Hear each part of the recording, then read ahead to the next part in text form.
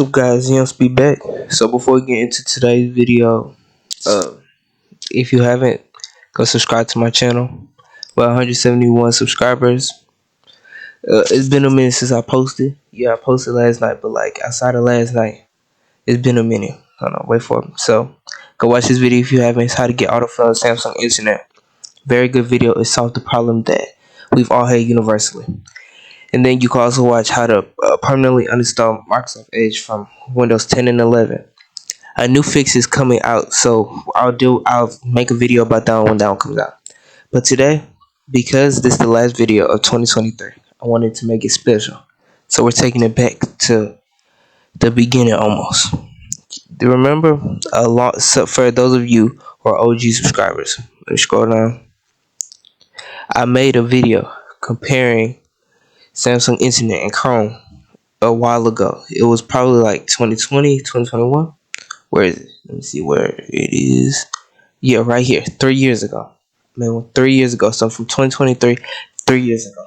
In 2020, I made a video talking about Samsung Internet and versus Google Chrome. You all, as you can tell by the viewership, you all like that video very much. So to make it special, we're gonna do another one. But this one's of the 2023, early 2024 edition. So to change, I'll make a new video about it. Today we're comparing Samsung Internet and Chrome. So let's get into it. So first, we're going to talk about interface.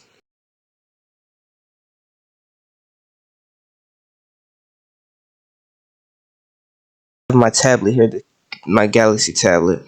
So we're going to talk about that. We're going to compare that one's interface, both Chrome and Samsung Internet on tablet, and then we're also going to compare it on Android phones. So let's get into it. So first, we're going to start off with the phone. So let's open Chrome. When we open Chrome, this is how it looks now in 2023. They've updated it. The big search bar due to Material U, and then we also have the news feed underneath it, and then your last tab right here, and then all your recent tabs that you've opened right here. That's how it is on the tablet. If you click the tab, that's when you see all the tabs that you've opened. See, I've opened a lot of tabs, but yeah, that's how it is on Chrome. And then when you go into the three dots, you have the new tab, Incognito. In Incognito mode, you can use your face, which I'll show you all. You have history, downloads, bookmarks, recent tabs, the settings, and help and feedback. If we're going to Incognito, for example, let me type in google.com. So now, assume I were to leave Chrome entirely. When I open Chrome back up, hold on, it'll tell you to unlock. It's supposed to tell you to unlock Incognito. So when you do it, it's going to either tell you to enter your PIN or face or fingerprint if you have any. That's why the screen went black. So once I enter my face, it pops back up. But now that we see that, let's go into Samsung Internet's interface. When you open up Samsung Internet's interface, albeit a little bit faster on Samsung devices because it's more optimized for Samsung devices, this is generally how it looks. So when you scroll down, you have the Samsung version of the newsfeed. I think to an extent is more organized than Chrome. And to just let y'all know, in this video, I will give you all my actual opinion, my honest opinion about it at the end. So you have all of these quick access websites. That's what you have generally on Samsung Internet. If you go here, when you click the three lines at the bottom, this is what it shows. You go into settings. You can sync with Samsung Cloud if it's a Samsung device, obviously, to commit with Samsung ecosystem. And then you have the quick access, which is how you determine what your homepage is. So if you have a locked phone like this Samsung phone, it was originally locked to T-Mobile, so you'll have T-Mobile as the default. Or you'll have quick access, which is why I just showed you all with the links and stuff. Or you'll have custom page, and you could choose whether to show you the privacy report or not. And then if you want the news feed or most recent pages or none of them. If you go back, then you have the search engine that you all want to use. You could add a search engine, this is actually something different that Chrome does not have. If you go into Chrome, which I'll show you all, Next, Chrome does not allow you to add a search engine. But this one allows you to add search engines, but you can't like search one and add one like you can in its web version, in its desktop version, not web version. Another advantage of Samsung Internet that Chrome doesn't have in it is its one-handedness. So for the bigger phones, you can use it one-handed because they always have this big address bar thing at the top. The next thing, Samsung Internet is also more customizable because you can choose where you want the address bar, something that Chrome you have to enable behind the flag. Show the tab bar on the mobile version. I wouldn't advise it. You can show the bookmarks or hide the status, and you can customize the whole lower menu. So you could add a QR code scanner, which I normally do, or you could choose not to. It's up to you, and then you go back. The next thing you have is you have the web view and scrolling. It tells you whether you can choose to have the go top menu, the go on the bottom menu. Not only that, but you also have the pull down to refresh pages, the dark mode, web page, the normal general stuff.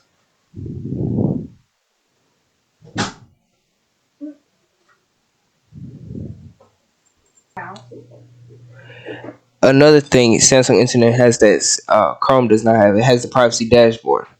So you could say it's more privacy friendly, I guess, to an extent. If you read the privacy policy, though, you may be convinced of otherwise. But that's for another video. We'll discuss that in another video. However, it tells you the trackers that have been blocked, and then it blocks redirections and backward redirections, pop-ups, and blocks apps from opening Samsung Internet. But generally, Samsung Internet still opens, but it mostly only works with Samsung apps. And then another thing Samsung Internet has is that Samsung Internet does not support Google autofill. So if you have passwords saved to your Google account, they won't work. Now that's Samsung Internet. That's more in depth about it. So let me go right back into Chrome. Show you some of the stuff that needs to be highlighted. Hitting back into Chrome. When you click the three dots and then you go into settings, you have your Google account. You have the sync, which Google plays friendly into its Google ecosystem, but it runs throughout all of Android. Whereas Samsung Internet plays more friendly to the Samsung ecosystem, which as much as you could get Samsung Internet on any Android device and even Windows now, which that's a discussion for another video also. Some of its ecosystem features only work if you're within the Samsung ecosystem, which I'll also give y'all an example of. So you have your search engine in Google and Chrome. You can only choose from these: so the Google, Yahoo, Bing, Yandex, DuckDuckGo. Then you have the password manager, which is the Google Password Manager. That's another thing. Google Chrome works with all password managers throughout all of Android. Anyone that you download the Play Store, even outside of the Play Store, Chrome will work with. Samsung Internet will only work with things such as OnePass, Bitwarden, which I discussed in my other video, which will be linked, which will be probably put in the top right corner, or in the description, or and those paid password managers, and also Samsung's password manager, which is Samsung Pass. Then you have the payment methods, your addresses, and more. I'm not gonna click on those because they have some information on them. You have the autofill options now, which you can enable in a flag, which means that you can choose to use Google's password manager, or you can use the other ones. If you click use the other ones, that's when it's compatible with all other Android password managers that you download. You have the privacy and security. It's Google though, so let's be honest and for real for a second. The privacy is to the outsiders, not to Google. If you read their privacy policy, you'll see. So if you click the privacy guide, so you all can see, you click let's go, it'll tell you how to make the searches better. If you read all of these, you'll notice that in every single one of them you're sending data to Google, but in exchange for sending data to Google, you get more security from outside players and outside actors. Your history sync, so help the Google ecosystem. And so you get standard protection or enhanced protection. Me personally, I use enhanced protection. As much as, yes, if you click on it, it'll tell you they're sending your browsing data to Google, but it's going to protect you from malware in the long term because devices can still get hacked and stuff. And then you have The third-party cookies, I block them all the time regardless. I don't care. And then you have the done portion. You have the third-party cookies, which we talked about in the privacy guide, the add privacy. That's deeper within Android settings. So that's not limited to Chrome. That's extended past Chrome. They have the preloading pages helps you. That's another thing Chrome will stay in the background for a lot longer than Samsung Internet will. Samsung Internet, after about, I would say, about a minute or 2 minutes, Samsung Internet, when you open it back up again, it'll reload the page. Whereas Chrome, they'll keep it in the cache data. So when you open Chrome again, it'll be in a preview mode, and then once you start scrolling on the page, then it'll reload again. But you won't even notice that it reloads. You have the lock incognito mode, where it'll need your face, your fingerprint, or your PIN. For Samsung Internet has one, but Samsung Internet, to an extent, theirs is more advanced because you can choose to add biometrics, or you could just create your own password for it. That's separate from your phone's PIN. You have safety, the safe browsing one, which we talked about in the privacy guide. You have the HTTPS connection. Samsung Internet has it in this privacy guide. You have the phone as security key. This is for passkeys, which is something else that's being promoted. That's new. Then you have the safety check, which they'll check for safe browsing updates, passwords in the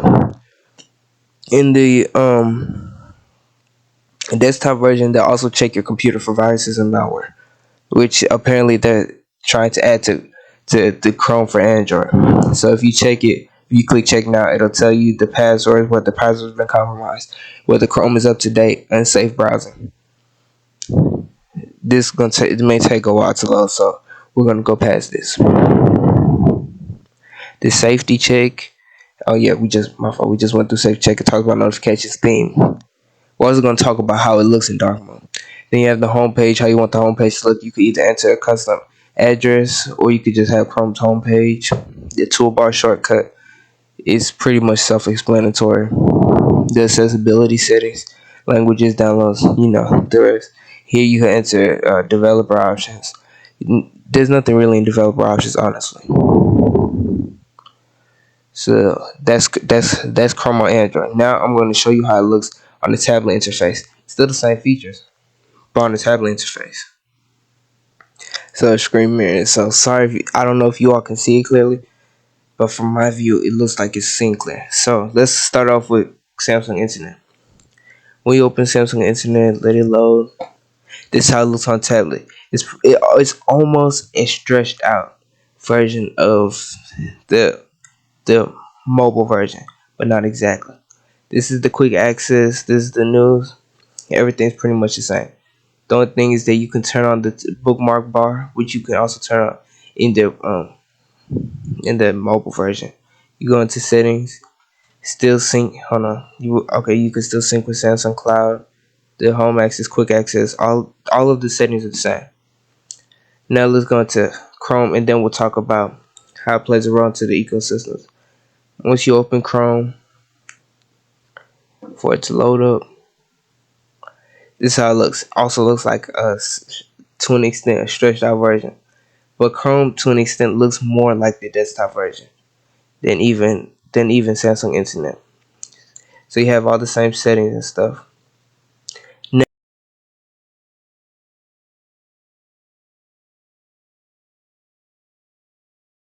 Now, here's where the ecosystem's playing. This is a Samsung tablet.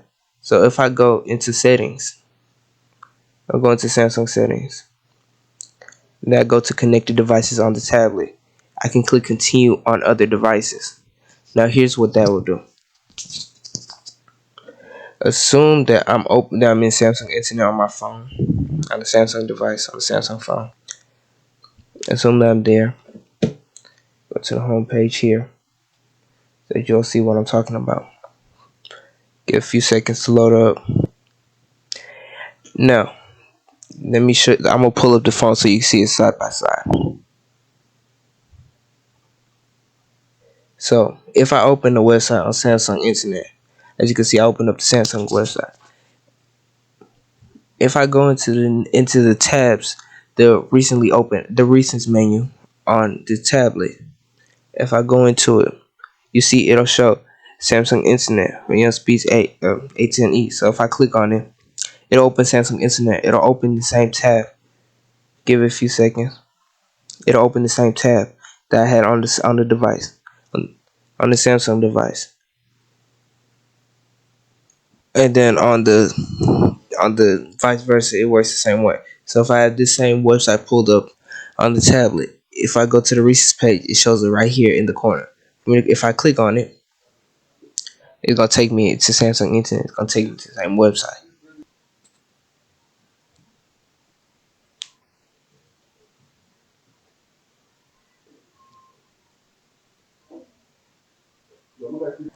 Now that you see that one, here's how it works on Chrome. So if I were to open Chrome on here, for example, APK Mirror that I already have open, in order to send it to my other Samsung device, close the ad, give it a few moments to load up, go to APK Mirror. What I would do is that I'll go to the three dots, and then I'll click Share. And so then once I click Share, I click Send to Devices. So it'll pull up all my devices, and so then I'll send it to the Samsung phone.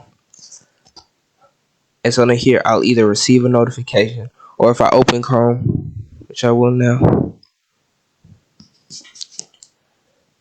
it'll tell me that a tab was sent to my device. So see, hold on. See, now it's coming up. So once I do, I'll click on it. And so see, it'll pull up the same website. And then it's the vice versa. To be fair, Samsung's implementation is a little bit better, but you also have to be within Samsung's ecosystem. Chrome, they're doing the best that they can, considering that they have to appeal to all Android devices. Now, that was interface though, and sharing. That was interface, and then I also went to sharing a little bit. Now we're going to talk about probably the most important portion, privacy.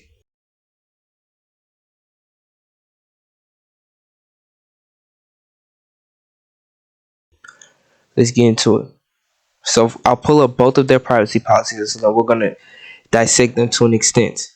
And so then we'll talk about which one's better and so and so. Okay, now that we're in Chrome, to get their privacy policy, just go to settings, go to help, and go to about Chrome. In the desktop, it's the same thing in the actual in the Samsung Internet, and then you click privacy policy. It'll take you to Google's privacy policy. Now, naturally, we already know they're going to take some data. It's just so between Samsung and Google, it's just who you trust more. So let's wait for it to load up. Okay, so now that it's loaded, when you scroll down, it tells you about how they build the devices and the services. So now the introduction, the information that they collect, that's the most important. So here they said that they collect information to better the services, and to sell ad data, ad revenue. So things that we create, so like pretty much if you go into Google Keep, for example, if you make a drawing, they'll collect that. It'll be connect to your Google account. It'll also help with the ecosystem. So it's a trade off. And then your personal information, phone number, payment information, as you use their services. So unique identifiers, the browser type. So like for example, right now that I'm on Google's website, they're collecting that I'm on Google website. I'm using a Windows PC. They'll get the make and model, the operating system, Windows 11, things like that. Then the IP address. Everyone has a unique IP address on their devices, each device. Then the activities. So like what I do, like I said, they'll collect that amount. Their privacy policy, what I watch, the interactions with content ads, the voice. So like if I used my voice to search things, they'll collect that. My purchase, where I purchase, stuff like that. They'll collect the location naturally through IP address and otherwise. Now it's telling you why they do it. They to improve their services, to develop services, personalization. Google is ad revenue company, so naturally everything's gonna be personalized. So we're talking about now. Later on, after this video, I'm probably gonna see a lot of Google products and YouTube and stuff advertised like that. But they said they don't show ads based on race, religion, sexual orientation, or health. And then they don't collect it. They don't show ads based on Google Drive, so files, emails, or photos. You can also turn this off. Honestly, though, we have to be fair. You could turn it off. So they say that's to protect them. They also have to comply with the law, things like that. They tell you how you can turn it off. You can turn it off through the ad settings, but that's if you have a Google account when you use Chrome, because you can use Chrome without a Google account. Where they share it with consent, domain administrators, so third parties pretty much, and then the law enforcement. But yeah, pretty much law enforcement. Now Samsung Internet. That's Chrome. Google, I would say to an extent, Google's more trustworthy with the data. Yes, there's been more leaks in Google than Samsung, but at the same time, Google's also a bigger company. Google protects their data more because that's what their company is. Samsung is more of a hardware and software company. Google is more of a software company. So Google's going to protect their data more than Samsung will. But let's still go into Samsung's privacy policy. Okay, Samsung Internet. This is their latest one.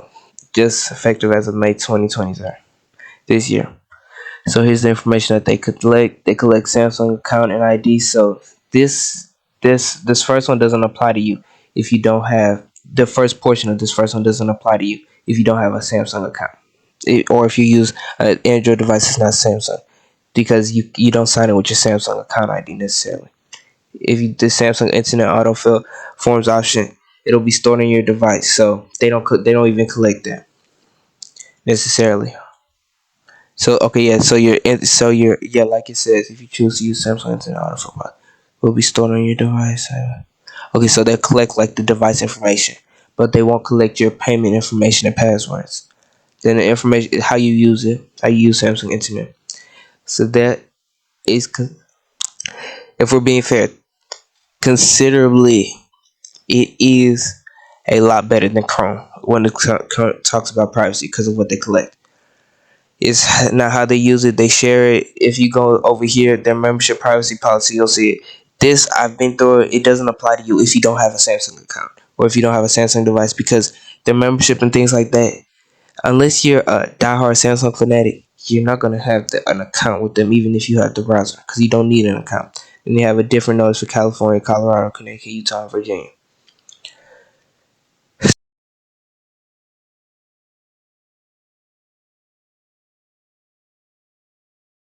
So, in terms of privacy policy, Samsung Internet wins. Now, we've been through interface, we've been through ecosystem, we've been through privacy. Now, in terms of security, Chrome just wipes the floor with Samsung Internet, and here's why.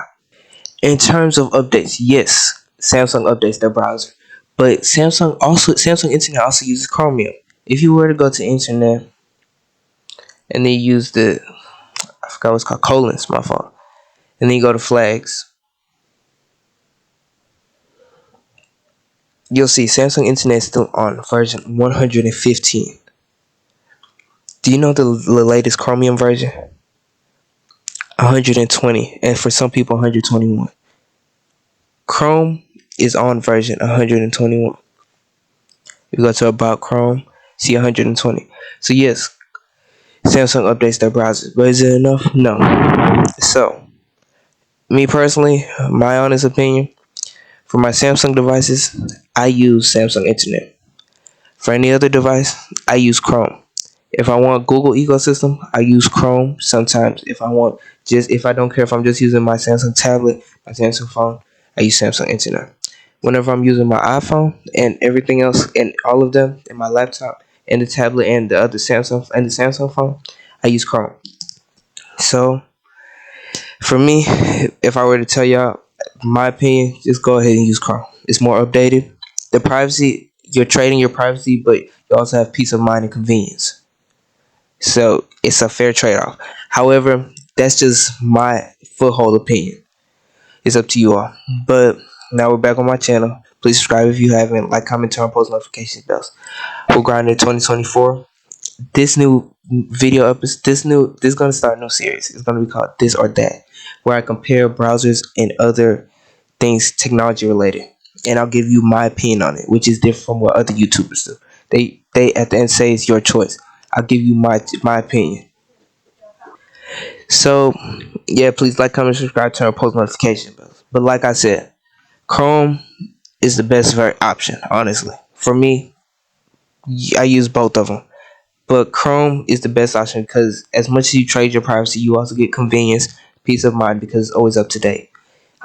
Version 115, that's a couple months ago, if not a year ago, for Chromium. That's way too far to be used for that. That's why some websites, if like for example, let's open up Samsung Internet for Windows. Wait for it to open. We're gonna do a video. I'm gonna do a video comparing this one to the desktop version of Chrome. Also, just wait for it to load. You see this? This is Samsung Internet for Windows. It looks like the desktop version. But if I go into things like Google Slides, for example, if I click blank presentation, wait for it to load up. You see, the version of the browser you're using is no longer supported. You know why? Because of the version that Samsung Internet is on. I'll go to About Samsung Internet.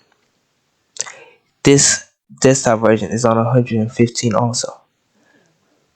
So that's why just stick with Chrome.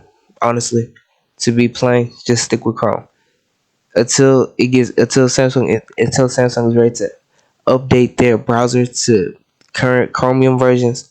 It's best to use Chrome for peace of mind and convenience. Yes, you're trading off privacy, but if you don't use a Samsung, if you don't use a Google account, you won't really be trading off anything. Or alternatively, you can use ad blockers, or what's remaining of them. And so then that can help you to an extent. But anyhow, if you haven't, go watch the latest video I posted about autofill for Samsung Internet if you're still convinced to use Samsung Internet. If not, that's pretty much it. Like I said before, like, comment, subscribe, turn post notifications bell. That's it. Young Speed out.